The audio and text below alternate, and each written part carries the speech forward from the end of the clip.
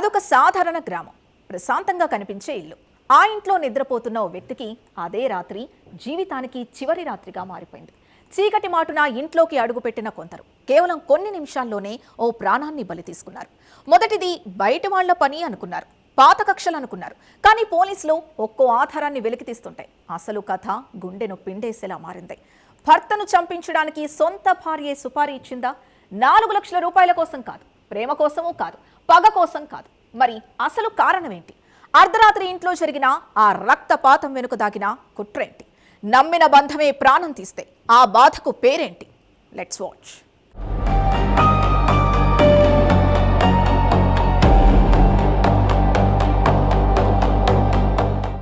రాత్రి నిశ్శబ్దంగా ఉంది. గ్రామమంతా గాఢ నిద్రలోకి జారుకుంది. కాని ఆ ఇంట్లో మాత్రం మరణం అడుగులు వేస్తోంది. తన ఇంట్లో తనకు అత్యంత దగ్గరగా ఉండాల్సిన వ్యక్తి వేసిన ఉచ్చులో చిక్కుకుని ఓ మాజీ ప్రజాప్రతినిధి ప్రాణాలు కోల్పోతాడని ఎవరూ ఊహించలేదు. బయట నుంచొచ్చిన దుండగుల దాడిలా కనిపించిన ఈ ఘటన వెనుక ఇంటి గడప దాటని కుట్ర దాగుందని పోలీసులు గుర్తించిన క్షణం నుంచి కథ పూర్తిగా మలుపు తిరిగింది. మహబూబాబాద్ జిల్లా సింగారం గ్రామం 4 రోజులుగా ఒకే ప్రశ్నతో ఉలిక్కి పడుతోంది. మాజీ ఉప సర్పంచ్ యాకయ్యను అంత కిరాతకంగా చంపింది ఎవరు? అర్ధరాత్రి ఇంట్లో నిద్రిస్తున్న వ్యక్తిపై ఇనపరాడ్లతో విరుచుకుపడాల్సినంత కక్ష ఎవరికుంది? ఇది పాత శత్రుత్వమా, రాజకీయ కక్షలా, లేక ఆస్తి వివాదమా? మొదట్లో ఎన్నో అనుమానాలు వినిపించాయి. కానీ ఒక్కో ఆధారం వెలుగులోకొస్తున్న కొద్దీ అందరినీ షాక్కు గురిచేసే నిజాలు బయటపడ్డాయి.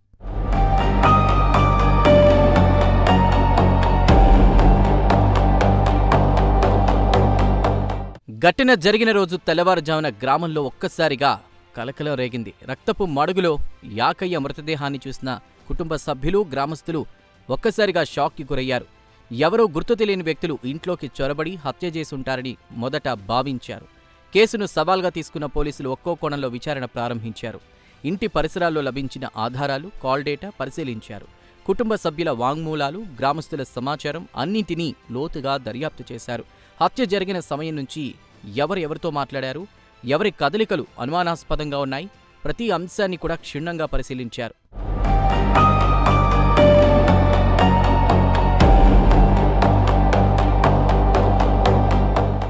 విచారణ ముందుకు సాగుతున్న కొద్దీ పోలీసులు ఊహించని మలుపెదురైంది.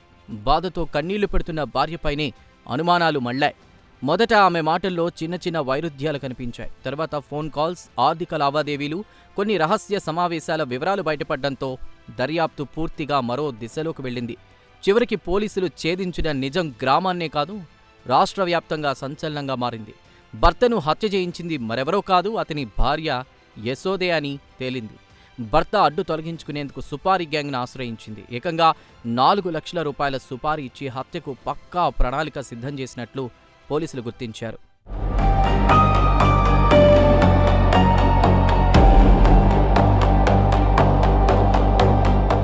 హత్యకు ముందు ఎన్నో రోజుల పాటు పథకం రచించారు. యాకయ్య ఎప్పుడు ఇంట్లో ఉంటాడు, ఎప్పుడు గాఢ నిద్రలోకి వెళ్తాడు, ఇంట్లోకి ఎలా ప్రవేశించాలి, ఎక్కడి నుంచి తప్పించుకోవాలి అన్నిటినీ ముందుగానే ప్లాన్ చేసినట్లు దర్యాప్తులో తేలింది. నిర్ణయించిన రాత్రి సుపారీ ముఠ ఇంట్లోకి చొరబడి నిద్రలో ఉన్న యాకయ్యపై ఇనుపరాడ్లతో విచక్షణారహితంగా దాడి చేసింది. ఒక్కసారి కాదు, ప్రాణాలు పూర్తిగా పోయే వరకు దాడి కొనసాగించింది. హత్య జరిగిన తర్వాత దుండగులు అక్కడి నుంచి పరారయ్యారు. బయటకు చూస్తే దోపిడీ కోసం వచ్చిన దుండగుల పని అన్నట్టుగా సన్నివేశాన్ని మార్చే ప్రయత్నం చేసినా పోలీసులు మాత్రం ఆ మాయలో పడలేదు. నేరస్తులు వదిలిన చిన్న చిన్న ఆధారాలే చివరకు వారిని కటకటాల వెనక్కి నెట్టాయి.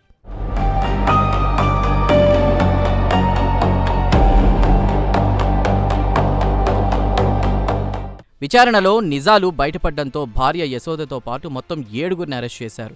హత్యకు ఉపయోగించిన ఇనుపరాడ్తో పాటు 7 మొబైల్ ఫోన్లు కూడా పోలీసులు స్వాధీనం చేసుకున్నారు. వివాహేతర సంబంధం, ఆస్తి వివాదాలు ఈ 2 అంశాలే ఈ దారుణానికి ప్రధాన కారణాలుగా విచారణలో తేలింది. కుటుంబంలో మొదలైన విభేదాలు చివరకు ఒక ప్రాణాన్ని బలి తీసుకున్నాయి. నమ్మకంతో మొదలైన బంధం అనుమానాలతో కూలిపోయింది. ప్రేమతో ఏర్పడిన కుటుంబం పగతో నిండిపోయింది. చివరకు కోర్టులో విడిపోవడం కాదు, సుపారీ ఇచ్చి ప్రాణం తీయించే స్థాయికి చేరుకుంది.